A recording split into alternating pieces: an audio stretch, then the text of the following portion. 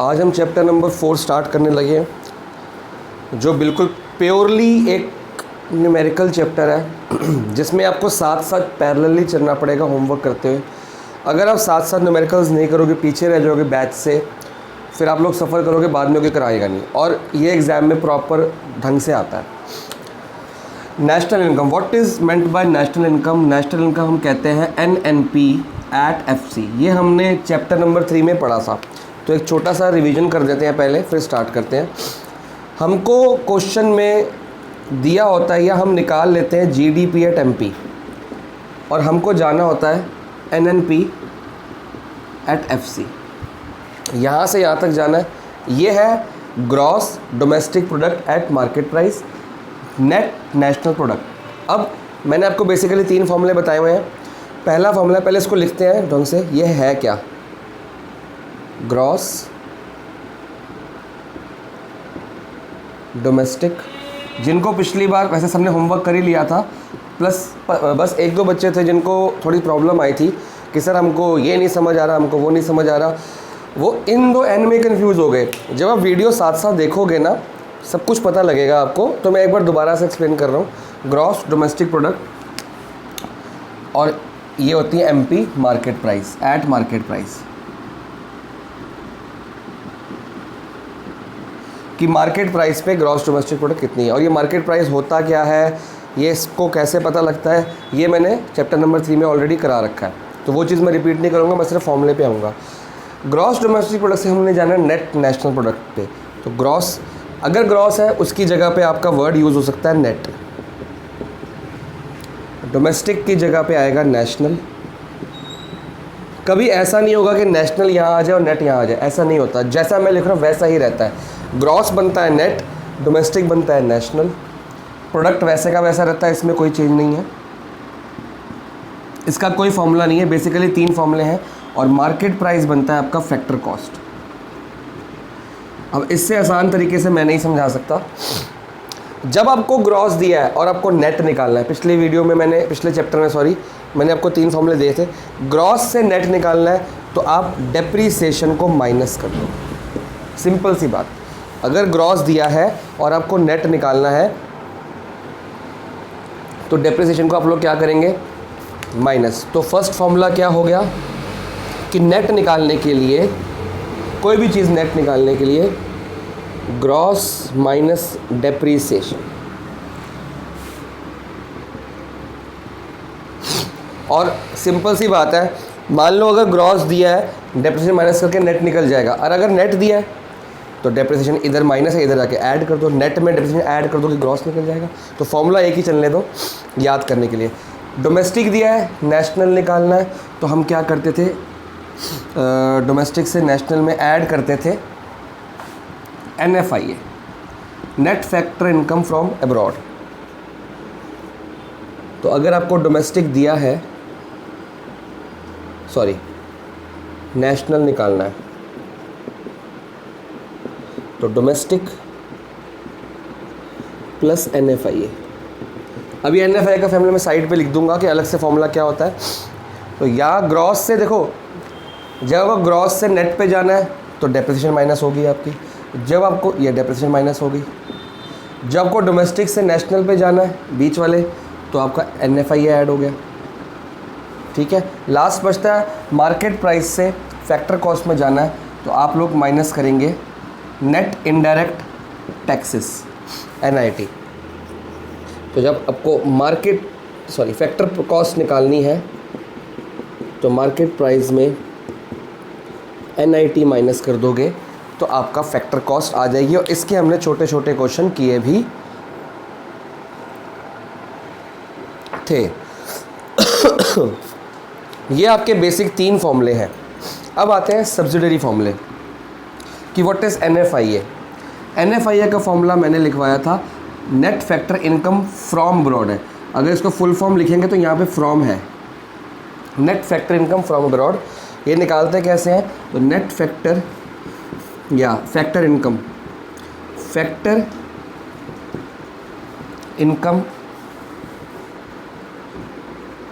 Abroad minus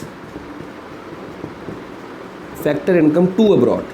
अगर आपको, अब ये 3 चीज़ें होती हैं, अगर आपको नेट फैक्टर इनकम दे दी, ऑलरेडी ये वर्ड नेट दे दिया, तो आप इन दोनों को क्या कर दोगे, इग्नोर, क्योंकि ऑलरेडी हमको देखो, हमको फॉर्मूले में ये चाहिए होती है, हमको ऑलरेडी ये दे दी, तो हम ये दिया, अगर तीनों दे दिया है, या ये और ये दिया, या ये और ये दिया है, हमें उससे मतलब नहीं, हमें तो ये चाहिए ना, हमारे फॉर्मूले में तो ये है। तो ये बच्चे कंफ्यूज हो जाते हैं, कई बार net factor income from abroad से 2 माइनस कर देते हैं। ये तब करनी है जब खाली फैक्टर इनकम दियो, तो खाली फैक्टर इनकम दियो फ्रॉम वाली और 2 वाली, तो आपस में माइनस कर दो, फ्रॉम से 2 नेट आ जाएगी। लेकिन अगर नेट भी दे दिया है, इसको क्या करोगे, इग्नोर। ठीक है, एक और इसका फॉर्मूला था NIT का, नेट इनडायरेक्ट टैक्सेस, तो इनडायरेक्ट टैक्सेस माइनस सब्सिडी। जिनके स्कूल में चैप्टर नहीं हो रहा या अभी बाद में शुरू होगा, वो लोग आलस ना करें कि हमारे स्कूल में तो हो नहीं रहा, हम बाद में वीडियोस देख लेंगे, क्योंकि अभी अगले महीने में कोचिंग सेंटर खोलने वाला हूँ। जब अगले महीने में खोल दूंगा कोचिंग सेंटर, तो वीडियोस हो जाएंगी बंद, तो फिर कहाँ से देखोगे, फिर तो मेरे से ही पढ़ना पड़ेगा ना। तो इससे अच्छा साथ साथ पैरेलल बैच के रहो, क्योंकि आप बैच से पीछे रह जाओगे, कोचिंग सेंटर बंद हो जाएगा, तो बच्चे घर पे आके पढ़ेंगे, तो आप लोग कहोगे सर हमने पिछली वीडियोस देखी नहीं, हम पीछे रह गए, तो वो बहाने नहीं चलेंगे। साथ साथ करते रहो, चाहे स्कूल में हो रहा है चाहे नहीं हो रहा। ठीक है, तो ये आपके बेसिक फॉर्मूलेस थे। अब आते हैं नेशनल इनकम निकालने के मेथड्स पे। इनको नोट कर लो, स्क्रीनशॉट मत लेना, प्रॉपर रजिस्टर के बैक साइड पर नोट कर लो, क्योंकि ये आपके चैप्टर नंबर 3 के फॉर्मूलेज हैं। इस चैप्टर के फॉर्मूले तो मैं लिखवाऊंगा, तो आपके इस चैप्टर में अपने रजिस्टर के बैक साइड पे फॉर्मूले का पेज बनाओ, ताकि इमीडिएटली जब भी कोई फॉर्मूला देखना हो तो मिल जाए। ठीक है, और बुक वाले फॉर्मूले नहीं चलेंगे, बुक वाले फॉर्मूले थोड़े से आगे पीछे हैं, तो आपको मैं सिंपल चीज़ दूंगा ताकि एक ही फॉर्मूले सब कुछ हो जाए। तो बेसिकली 3 मेथड्स हैं, चैप्टर 3 के फॉर्मूले पहले लिखो, फिर मैं उसके 3 मेथड्स में से फर्स्ट मेथड स्टार्ट करता हूँ। तो basically there are 3 methods to calculate the national income. First है वैल्यू एडेड मेथड, फिर इनकम मेथड, फिर एक्सपेंडिचर मेथड। हर मेथड को हम 2-2 क्लासेस देंगे, 2 क्लासेस को। फिर जैसे ही ख़त्म हो जाएगा सासन न्यूमेरिकल्स तो करेंगे ही, और फिर हम जब चैप्टर मतलब हमारा चैप्टर तो ख़त्म हो जाएगा इसके बाद, बट न्यूमेरिकल्स नहीं ख़त्म होंगे, तो हम नेक्स्ट चैप्टर कोई थ्योरी का ले लेंगे जिसमें होमवर्क ना मिले, हम पढ़ते वो रहेंगे, होमवर्क इसका करते रहेंगे। तो साइड बाय साइड 2 चैप्टर चलते रहेंगे, जिससे कि हमारा टाइम वेस्ट नहीं होगा। अगर खाली यही करते रहेंगे तो सिलेबस पीछे हो जाएगा। तो इसका सारा कुछ न्यूमेरिकल्स मैं आपको 6 से 7 या 8 क्लासेस में करा दूंगा। उसके बाद क्या होगा, नेक्स्ट चैप्टर थ्योरी का शुरू करेंगे जिसमें होमवर्क ना मिले, और ये करते रहेंगे। बेसिकली 3 मेथड्स हैं।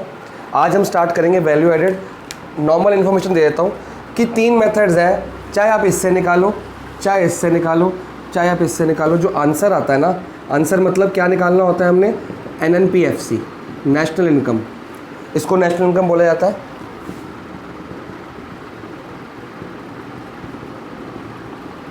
NNP एट MP भी नहीं चलेगा, N भी चाहिए, N भी चाहिए, FC भी चाहिए, तो जाके नेशनल इनकम बनती है।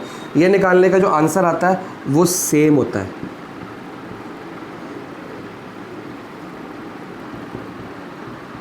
तो ये आप लोग नोट कर लो कि किसी भी एक जगह से नोटबुक में या कॉपी में कहीं बना लो कि जो आंसर आता है इन तीनों का एक ही आता है, चाहे आप कोई भी मेथड यूज़ कर लो। एग्जाम में आपको प्रॉपरली मेंशन्ड होगा कि आपको ये करना है, ये करना है, ये करना है। तो आप ऐसा नहीं कर सकते कि कोई भी एक मेथड याद कर लो। एग्जाम में आपको प्रॉपर गिवन होगा कि ये करो या वो करो, सारे सीखने पड़ेंगे, आपके पास कोई चॉइस नहीं है। इस मतलब आपके 12th का इकोनॉमिक्स का सबसे बड़ा चैप्टर है, ये सबसे टफ चैप्टर है, बाकी चैप्टर सारे ईजी हैं।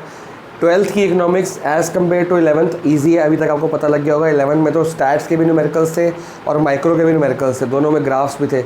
इसमें अभी तक आपको एक तो थ्योरी है, उसमें न्यूमेरिकल्स नहीं है, और इसमें भी अभी तक कुछ खास न्यूमेरिकल्स आपको नहीं मिले। तो 12th की इकोनॉमिक्स ईजी में बच्चे 100 में से 100 लेके आते हैं। आगे बढ़ते हैं। अब हमारे इंडिया में एक 1 मार्कर क्वेश्चन है कि हमारे इंडिया में या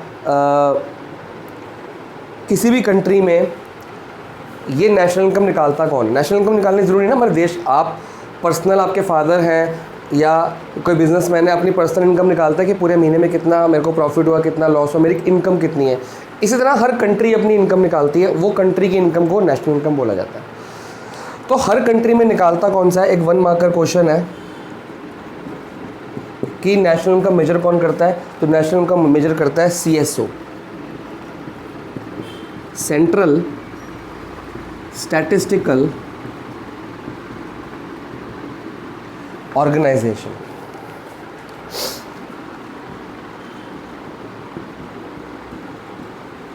ठीक है जी, ये एक ऑर्गेनाइजेशन है, मेजर करती है, 1 मार्क में पूछी जाती है, आपकी बुक में ऑलरेडी है, आप लोग मार्क कर सकते हो।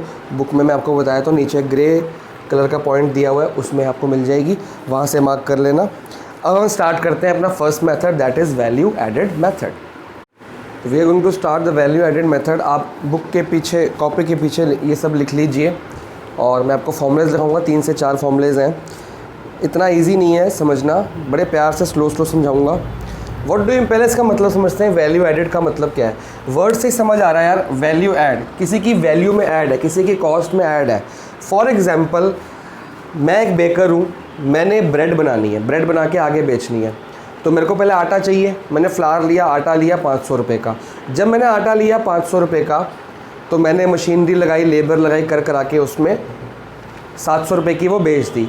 तो मेरी वैल्यू कितनी ऐड होगी, मैंने 500 रुपये की खरीदी, 700 रुपये की भेज दी, तो वैल्यू एडेड कितनी होगी, 200 रुपये की होगी। ठीक है जी, जब ये 200 रुपये की मैंने वैल्यू ऐड इसमें कर दी, तो ये मेरी वैल्यू ऐड मानी जाएगी। तो बेसिकली आपका वैल्यू एडेड निकालने का फॉर्मूला क्या हुआ, तो आपका फर्स्ट फॉर्मूला आप लोग लिख सकते हो एडेड। पिछले जो फॉर्मूले हैं वो अलग चलेंगे, ये अलग है, और वो भी यूज़ होंगे, ये भी यूज़ होंगे। वैल्यू एडेड का फॉर्मूला क्या बन गया, इसे क्या बोलते हैं, इसे बोलते हैं वैल्यू ऑफ आउटपुट। इसे बोलते हैं वैल्यू ऑफ आउटपुट, कि कितनी आउटपुट हमारी है। देखो ये आउटपुट हुई ना, कि हमने एक बाहर फिनिश प्रोडक्ट कितना निकाला, और ये मेरा इनपुट है। इनपुट को बोला जाता है इंटरमीडिएट कंजम्पशन।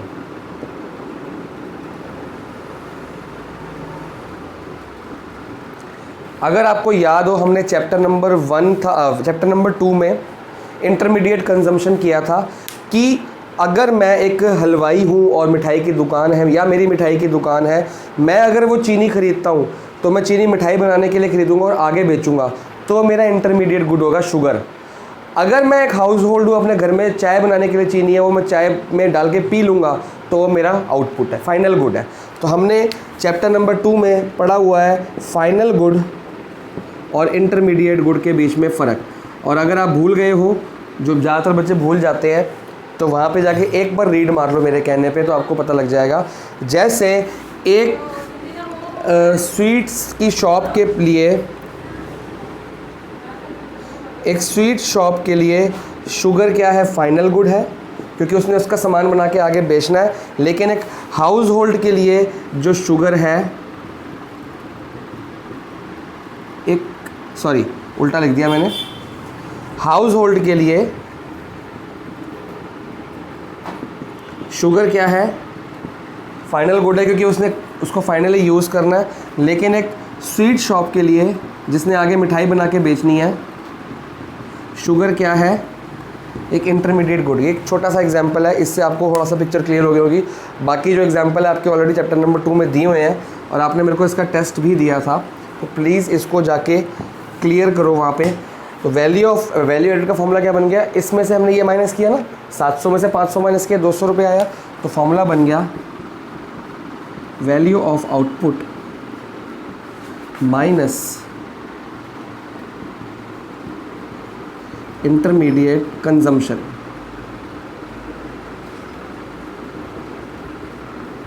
ठीक है जी, तो ये आप पहला फॉर्मूला लिखो।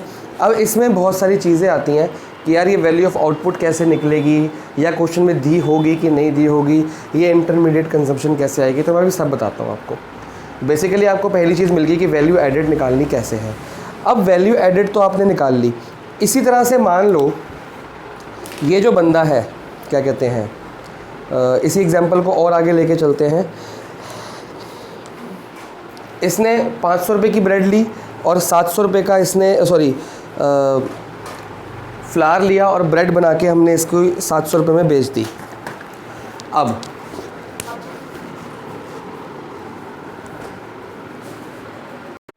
इस एग्जांपल को थोड़ा सा और मॉडिफाई करते हैं ताकि बेटर समझ आए। फॉर्मूला हमारा वही रहेगा। ये जो ब्रेड हमने इसको फ्लावर में कन्वर्ट की, फ्लावर से ब्रेड कन्वर्ट की थी मिलर ने, तो मिलर भी तो पहले किसी फार्मर से लेके आएगा, तो पहले हम फार्मर को पकड़ते हैं। एक किसान ने वीट अपने खेत में उगाया होगा, उसका इंटरमीडिएट कंजम्पशन क्या होगी? कुछ भी नहीं। वीट उगाने के लिए क्या लिया उसने? अपने खेतों में उसने वो फसल उगाई, बीज उगाया, तो वो इंटरमीडिएट कंजम्पशन में कुछ नहीं आया। इसने इंटरमीडिएट कंजम्पशन की 0, इसने कोई भी चीज़ अपनी यूज़ नहीं की थी। लेकिन इसने क्या बनाया? इसने वीट बनाया, आटा बनाया, गेहूँ, जो उसको गेहूँ कहते हैं, गेहूँ बनाया। कितने का? 500 रुपये का फॉर एग्ज़ाम्पल। अब यही 500 रुपये का गेहूँ इसने किसको बेच दिया? एक मिलर को, एक मिल में भेज दिया जिसमें आटा मिल होती है। वो गेहूं को कन्वर्ट करेगा आटे में, फ्लार में। तो इसने ये वीट लिया 500 रुपये वाला, इससे यहाँ पे ले लिया और इसको कन्वर्ट कर दिया फ्लार में, मान लो 700 रुपये का कन्वर्ट कर दिया। इसने अपने खेत में उगाया 500 रुपये का वीट, गेहूँ, फसल उगाई, कुछ लगा नहीं, इसकी लागत कुछ नहीं हुई, इसको दे दिया, बेच दिया, 500 रुपये का बेच दिया।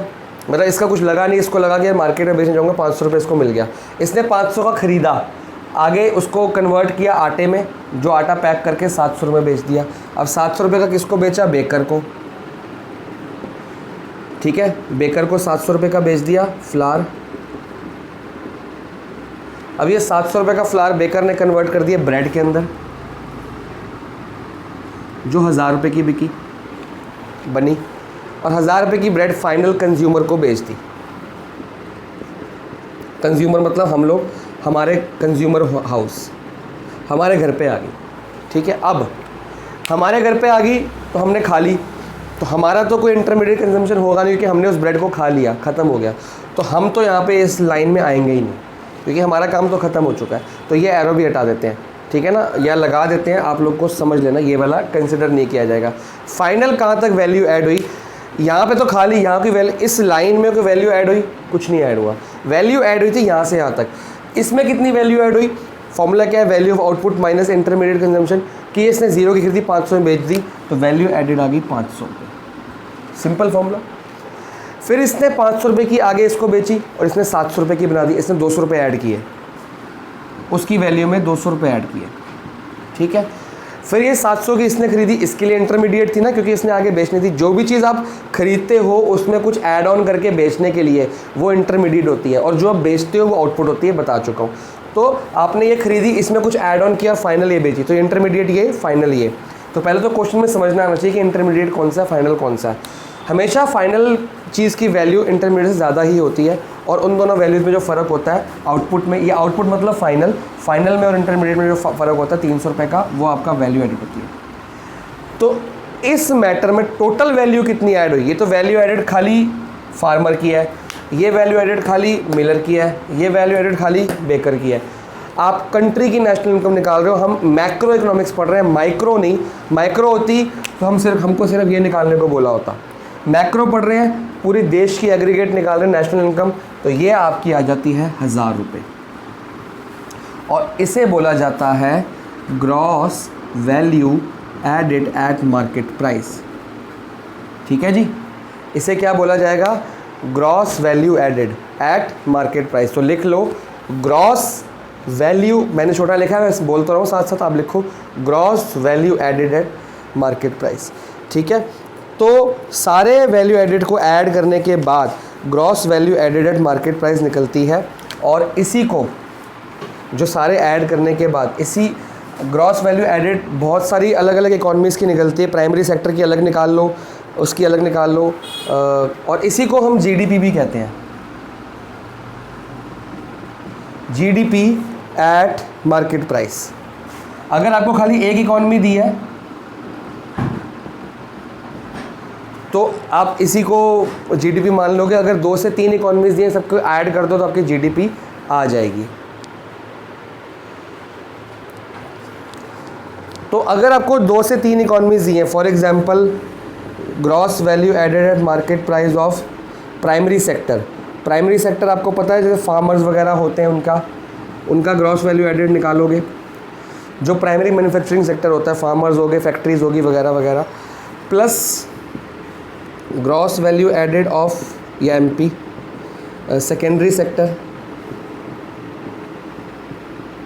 ये आपको सब पता है कौन से सेक्टर कहाँ कहाँ होते हैं। और gross value added at MP of tertiary sector,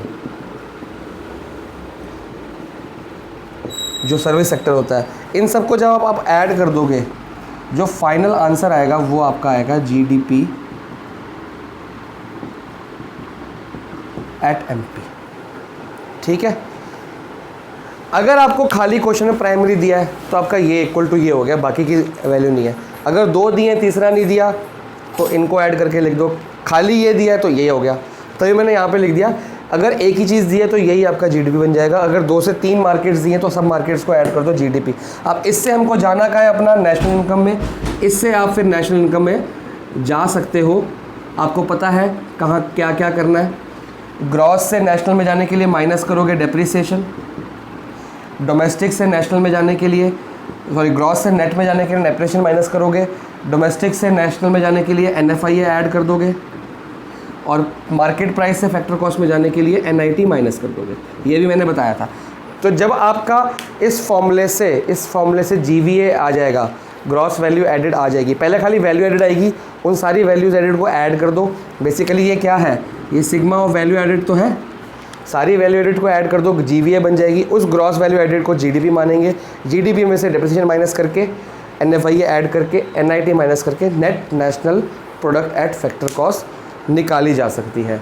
अब छोटे छोटे लूप होल्स हैं जो हमने बहुत ध्यान रखना है कि कंसिडर करने हैं। तो आप इतना नोट करो, पूरा एग्जाम्पल नोट करो, और बुक के पीछे ये वाला फॉर्मूला और ये सेकंड वाला फॉर्मूला ये नोट करो, और ये पूरा का पूरा ऐसे जाना है। ठीक है। तो अगर ये समझ नहीं आ रहा, मैंने अभी थोड़ी देर पहले बताया था, ग्रॉस से नेट में जाने के लिए डेप्रिसिएशन माइनस होता है, डोमेस्टिक से नेशनल में जाने के लिए ये ऐड होता है, मार्केट प्राइस से फैक्टर कॉस्ट में जाने के लिए ये एनआईटी माइनस होती है। 3-4 बार रिपीट कर रहा हूँ, समझो इसको। आगे बढ़ते हैं। 2 छोटी छोटी बातें हैं लेकिन बहुत इंपॉर्टेंट है, क्वेश्चन में दी होती है कन्फ्यूज़ करने के लिए। अभी बात ये आपको बता दिया। अब पहले इसको पकड़ते हैं फिर इसको पकड़ते हैं। इंटरमीडिएट कंजम्पशन कई बार नहीं दी होती है, आपको निकालनी पड़ती है।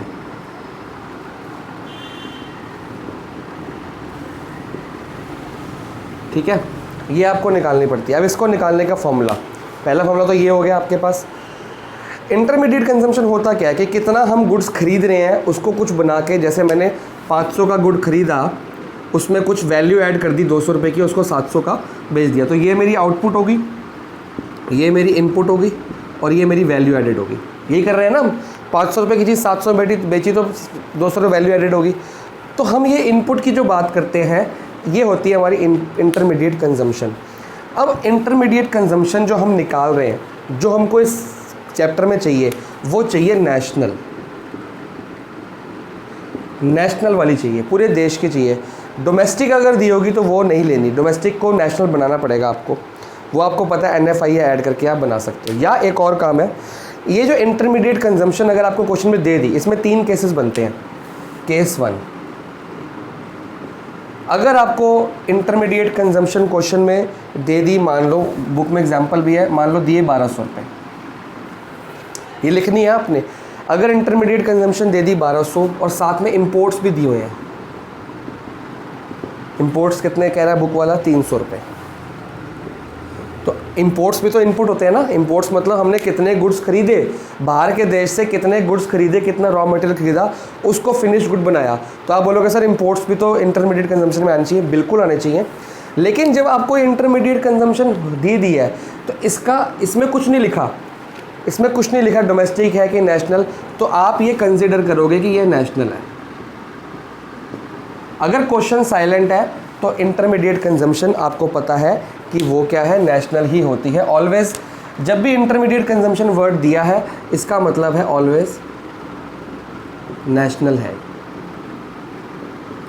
अगर ये नेशनल है मतलब ये पूरे देश की इंटरमीडिएट कंजम्पशन है, पूरे देश के इनपुट खरीदे हुए हैं, पूरे देश का रॉ मटेरियल खरीदा हुआ है, ये है, तो इंपोर्ट भी तो इसी के अंदर इंक्लूडेड है। तो इसका मतलब होता है कि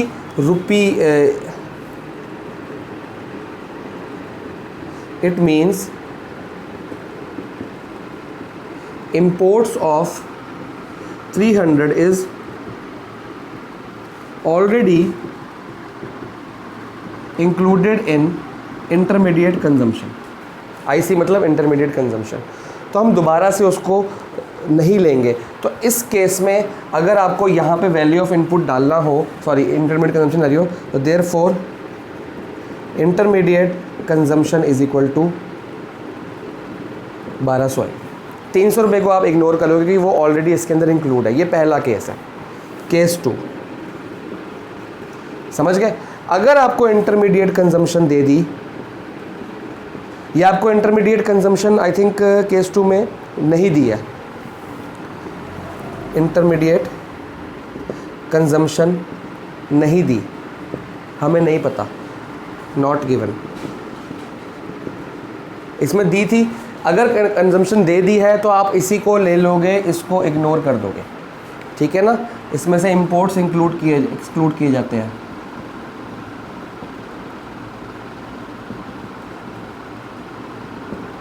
ठीक है, वैसा ये मत लिखो, इससे कंफ्यूज हो जाओगे। ये समझो आप, अगर आपको ये वर्ड दे दिया, ये वाला वर्ड दे दिया, तो आप सिर्फ यही लोगे, दूसरी चीज़ें इंपोर्ट को इग्नोर मारोगे,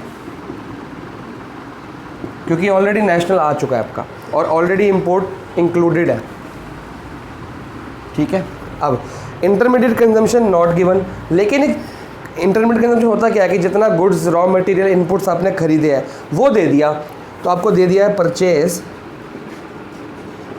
ऑफ, क्या कह रहा है question, purchase of raw material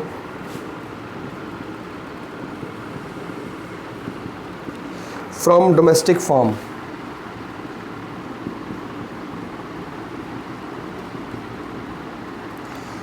raw material कितना खरीदा, तो बेसिकली इसका मतलब क्या हुआ, इनपुट्स, इसका मतलब तो इनपुट्स हुआ ना, लेकिन ये डोमेस्टिक वर्ड है।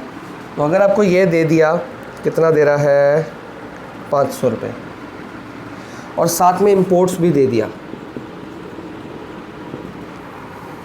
100 रुपये का, तो आपकी इंटरमीडिएट कंजम्पशन कितनी आएगी, आप खुद सोचो। ये वाली चीज़ नहीं दी, रॉ मटेरियल दे दिया, डोमेस्टिक का खरीदा, तो जब खाली डोमेस्टिक का दिया है तो आप इंपोर्ट्स को भी लोगे, तो आपकी इंटरमीडिएट कंजम्पशन आएगी 500 रुपये प्लस 100 रुपये 600। तो आप बोलोगे सर अभी तो आपने कहा था ये तो बड़ा कंफ्यूजिंग है, ये तो ये हो गया वो हो गया, यहाँ पे कैंसिल करनी है, यहाँ पे लेनी है, क्या चक्कर है ये। अभी तो बेटा चैप्टर शुरू हुआ है, अभी तो कन्फ्यूजन शुरू हुई है, और इसलिए स्लो पढ़ेंगे। ध्यान से देखो, मैंने बोला है मेरे को नेशनल ही चाहिए, हम मैक्रो इकोनॉमिक्स पढ़ रहे हैं, हमको नेशनल ही चाहिए। अगर आपको ये वर्ड दे दिया इंटरमीडिएट कंजम्पशन, तो सब कुछ भूल जाओ, उसी को ले लो, बाकी सब कुछ इग्नोर कर देना है। इंपोर्ट दिया है, क्या दिया है, वो रॉ मटेरियल दिया है, कुछ नहीं लेना, क्योंकि ऑलरेडी नेशनल इंटरमीडिएट कंजम्पशन दे दी। अगर आपको ये नहीं दिया तो आपको निकालनी पड़ेगी। अब निकालने के लिए फॉर्मूला क्या बनेगा, देखो फिर आपको इंपोर्ट्स, मैंने कहा था यहाँ पे इंपोर्ट्स ऑलरेडी इंक्लूडेड है, इस वर्ड के अंदर इंपोर्ट्स इंक्लूडेड है, इसलिए हमने नहीं लिए। लेकिन ये वर्ड का आंसर नहीं दिया इस बार, तो अब तो लेने पड़ेंगे ना, क्योंकि इसमें इंक्लूडेड थे, मतलब कभी ना कभी इसमें इंक्लूड किए होंगे, तो अब वो टाइम आ गया इंक्लूड करो। इसमें ऑलरेडी इंक्लूडेड था, कभी ना कभी किया होगा, इसमें हमको नहीं गिवन, तो हमको करना पड़ेगा। जो कभी ना कभी इंक्लूड किया था वो कभी ना कभी यहाँ पे आ गया टाइम। तो जब भी आपको डोमेस्टिक दिया होगा, डोमेस्टिक वाला चीज़ दिया होगा, आप उसमें इंपोर्ट हमेशा ऐड करोगे। अगर डोमेस्टिक दिया है तो उसमें इंपोर्ट ऐड करना ही पड़ेगा, तो जाके आपकी इंटरमीडिएट कंजम्पशन होगी। अब आप बोलोगे सर अगर डोमेस्टिक वर्ड ना दिया हो तो भी सुन लो, केस 3। अगर आपको दिया हो परचेज ऑफ रॉ मटेरियल, खाली डोमेस्टिक वर्ड दिया ही नहीं है, परचेज ऑफ रॉ मटेरियल दिया है 1000 रुपये का, साथ में इंपोर्ट दिए हैं, कितने के भी ले लो, 200 रुपये दिए, 200 रुपये ले लो। अब देखो इसमें और इसमें क्या फ़र्क है डोमेस्टिक वर्ड का। यहाँ पे डोमेस्टिक वर्ड दिया मतलब देश के अंदर का, हमको नेशनल चाहिए, पूरे देश का चाहिए, तो देश के अंदर का भी और देश के बाहर का भी, दोनों को, डोमेस्टिक भी और इंपोर्ट भी, दोनों को, अंदर का भी और बाहर का भी सारा ले लिया, तो इंटरमीडिएट कंजम्पशन पूरी नेशनल वाली आ जाती है, ये नेशनल वाली आ जाती है। यहाँ पे दिया है purchase of raw material, domestic word नहीं दिया हुआ। जब डोमेस्टिक वर्ड साइलेंट है तो मतलब ये नेशनल ही दिया है, तो फिर से इसको इग्नोर मारेंगे, इसको लेंगे, क्यों? रीज़न क्या है? Domestic is not mention means it is national. ये ऑलरेडी हमको नेशनल दिया है, तो ये रीज़न भी आप लिखो। अगर डोमेस्टिक वर्ड नहीं दिया तो मीन्स इट इज़ नेशनल, और जब ये नेशनल है तो इस केस में हमारी यहाँ पे लिख देता हूँ या नीचे ही लिख देता हूँ, इंटरमीडिएट कंजम्पशन कितनी हो जाएगी? 1000 ही होगी। इसको फिर से इग्नोर मार देंगे। तो ये 3 केसेस लिखो कि जब हमको इंटरमीडिएट कंजम्पशन कैसे कैसे लेनी है, कहाँ हमको इंपोर्ट्स को इग्नोर करना है और कहाँ हमको इंपोर्ट्स को लेना है। तो सिंपल सा एक फंडा है, अगर इंटरमीडिएट कंजम्पशन दिया है इंपोर्ट्स को मारो गोली, अगर ये रॉ मटेरियल दे दिया तो भी मारो गोली। क्यों? क्योंकि ऑलरेडी नेशनल है। जब डोमेस्टिक वर्ड दे दिया, सिर्फ एक ही बात है, डोमेस्टिक वर्ड दे दिया तो इंपोर्ट को ऐड कर दो। जब डोमेस्टिक दिया होगा तो आप इंपोर्ट को ऐड कर देना, वरना आपने कहीं भी ऐड इंपोर्ट को लेना ही नहीं है। तो ये तो हो गई इसकी चर्चा। अब आते हैं इसकी चर्चा पे। इसका भी तो फॉर्मूला चाहिए ना कि सर जी अगर वैल्यू ऑफ आउटपुट ना दिया हो तो कैसे निकालें, तो आओ उसको भी सीखते हैं। अब आते हैं वैल्यू ऑफ आउटपुट पे। वैल्यू ऑफ आउटपुट कैसे निकालते हैं? तो आपको इंटरमीडिएट कंजम्पशन लिख लिया, अब अपने पीछे लिखो वैल्यू ऑफ आउटपुट। ये बेसिकली आपका फर्स्ट फार्मूला तो ये था, सेकंड फार्मूला आपका ये बना दिया मैंने। पीछे जो आपने इंटरमीडिएट का पूरा लिखा था वो सेकंड फार्मूला बना दो, और ये आपका थर्ड फार्मूला बनेगा। What do you mean by value of output? अब वैल्यू ऑफ आउटपुट क्या होती है, कैसे निकाली जाए? वैल्यू ऑफ आउटपुट का पहला फार्मूला है sales plus change in stock.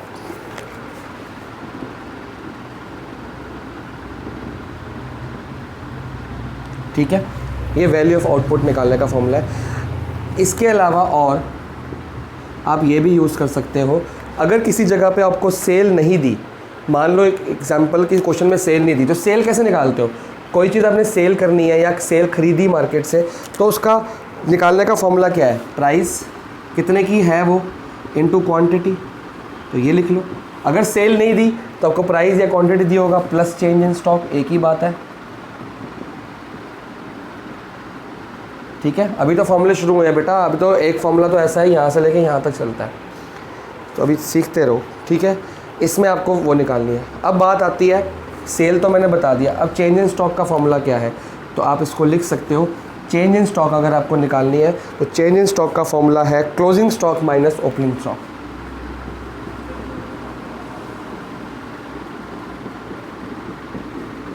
Accounts वाले बच्चों को पता है what is closing stock, what is opening stock. साल के एंड में 31 मार्च को साल ख़त्म होता है, 31 मार्च को जो स्टॉक पड़ा है वो क्लोजिंग होता है। साल के स्टार्टिंग में 1 अप्रैल को जो स्टॉक पड़ा होता है उसको ओपनिंग स्टॉक। अकाउंट्स वाले बच्चों को क्लियरली पता है, उनको कुछ करने की ज़रूरत नहीं है। तो बेसिकली ये तीसरे के अंदर 3 फॉर्मूले आ गए। तीसरे का ए पार्ट ये है, बी पार्ट ये है और सी पार्ट ये है। ये भी तो एक फॉर्मूला है ना इसका, ठीक है ना। Sales plus change in stock याद कर लो बस। सेल्स ना दिया हो तो प्राइस इंटू क्वांटिटी सेल्स बना देगी, formula same. Change in stock ना दिया हो तो closing stock minus opening stock बना देगी, फॉर्मूला सेम। अब फिर से वही कहानी, जैसे इसके अंदर इंपोर्ट्स ने पंगा डाला था। अगर इंटरमीडिएट कंजम्पशन दिया है इंपोर्ट छोड़ दो, रॉ मटेरियल की परचेज दी है इंपोर्ट छोड़ दो। अब रॉ मटेरियल की परचेज मतलब इंटरमीडिएट कंजम्पशन एक ही बात है। लेकिन अगर रॉ मटेरियल की परचेज डोमेस्टिक दी है या इंटरमीडिएट कंजम्पशन के आगे डोमेस्टिक वर्ड आ गया, जब भी आपका डोमेस्टिक वर्ड आएगा आप इंपोर्ट को ऐड करोगे। अगर ये वर्ड नहीं आया तो इंपोर्ट भी नहीं लोगे, सिंपल सी बात। डोमेस्टिक आया तो इंपोर्ट ले लो, इंपोर्ट डोमेस्टिक नहीं आया तो इंपोर्ट छोड़ दो। सिमिलरली यहाँ पे आउटपुट पे आ जाते हैं। अब जब आउटपुट पे आप आ रहे हो, आउटपुट का मतलब है कि कितना हमने गुड्स या इंटरमीडिएट इनपुट खरीद के आउटपुट बेचा, फिनिश्ड गुड्स कितने, फाइनल गुड्स कितने बेचे। तो फाइनल गुड्स के अंदर एक्सपोर्ट्स भी तो आएगा कि देश से बाहर जो बेचे। जब इंटरमीडिएट में इनपुट देश से बाहर से रॉ मटेरियल खरीदा वो भी गिन लिया, तो जब देश के बाहर गुड्स बेच रहे हो तो आउटपुट भी तो बेचोगे, और सॉरी एक्सपोर्ट भी तो बेचोगे, देश के बाहर एक्सपोर्ट भी तो गया। तो कब एक्सपोर्ट लेना है और कब एक्सपोर्ट नहीं लेना, सिंपल सी बात है। अगर मान लो केस 1 वही सेम फंडा है, अगर आपको सिर्फ दे दी सेल्स आपको दिए 2000 रुपये की और साथ में दे दी आपको एक्सपोर्ट, एक्सपोर्ट 400 रुपये की। तो क्या डोमेस्टिक वर्ड आया? नहीं आया, छोड़ दो, क्योंकि हम मानते हैं कि ये 2000 की सेल के अंदर एक्सपोर्ट ऑलरेडी इंक्लूडेड है। तो आपकी वैल्यू ऑफ आउटपुट 2000 होगी। क्यों? As exports are included.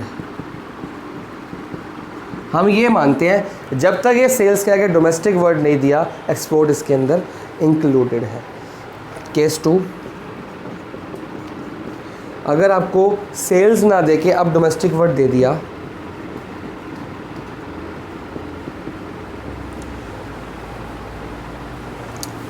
$2000 को ही ले लो, और एक्सपोर्ट है वही 400 रुपये की। अब फ़र्क क्या आ गया? ये डोमेस्टिक वर्ड। तो मैंने आपको कहा था डोमेस्टिक दिया है तो इंपोर्ट ले लो, डोमेस्टिक नहीं दिया तो मारो गोली। तो यहाँ भी डोमेस्टिक दिया है तो एक्सपोर्ट ले लो, नहीं तो इग्नोर। तो यहाँ पे आपका 2000 प्लस 400 2400 रुपये वैल्यू ऑफ आउटपुट बन जाएगा, क्योंकि ये डोमेस्टिक वर्ड आ गया। तो अगर डोमेस्टिक वर्ड दिया है तो इंपोर्ट भी लेंगे और एक्सपोर्ट भी लेंगे। अगर डोमेस्टिक वर्ड नहीं दिया तो दोनों नहीं लेंगे। सिंपल सा एक फंडा माइंड में याद रख लो। ये सारे फॉर्मूले आप लोग लिख लो और आपका जो फर्स्ट मेथड के फॉर्मूलेज कंप्लीट हैं।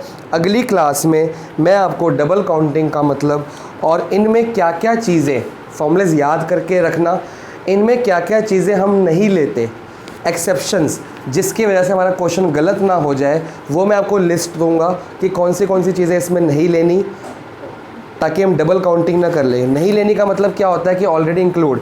जैसे हमने यहाँ पे एक्सपोर्ट नहीं लिया, क्यों नहीं लिया? क्योंकि ये सेल्स का मतलब होता है ये नेशनल सेल्स है, नेशनल एग्रीगेट सेल्स है। एग्रीगेट नेशनल मतलब टोटल नेशनल, तो एक्सपोर्ट इसके अंदर ऑलरेडी क्या है? इंक्लूडेड। तो ऐसे कई चीज़ें हमारी ऑलरेडी ग्रॉस वैल्यू एडेड के अंदर इंक्लूड हो जाती हैं। जैसे सेकेंड हैंड मशीनरी बेची है, तो सेकेंड हैंड मशीनरी जब बेची होगी तो कभी आपने उसको नई खरीदी भी तो होगी। तो जब नई खरीदी होगी जिससे आपने, तो वहाँ पे वैल्यू एडेड ऑलरेडी ऐड हो चुकी होगी। अब सेकेंड हैंड बेचने में आपने कुछ वैल्यू ऐड नहीं की, तो वो चीज़ें इग्नोर की जाती हैं। ऐसे बहुत सारी चीज़ें हैं जो इसमें इग्नोर की जाती है, जो क्वेश्चन में दी होती हैं कन्फ्यूज़ करने के लिए, आपको नहीं लेनी होती। अगली बार मैं वो बताऊँगा। और डबल काउंटिंग का मतलब बताऊँगा कि अगर वो आप ले लेते हो वो चीज़ें, तो डबल काउंटिंग हो जाएगी, जिससे आपका आंसर गलत आ सकता है। तो वो चीज़ों से बचने के लिए हमको क्या करना है, और उसके साथ ही हम न्यूमेरिकल्स भी शुरू करने की ट्राई करेंगे। तो आज आपका कोई होमवर्क नहीं है, कोई न्यूमेरिकल्स आपने नहीं करने। मैं आपको सिर्फ एक चीज़ बता रहा हूँ, क्योंकि अभी आप न्यूमेरिकल्स करने की हालत में नहीं हो, क्योंकि एक दो मैं करके दिखाऊंगा तभी आप करोगे। तो होमवर्क है,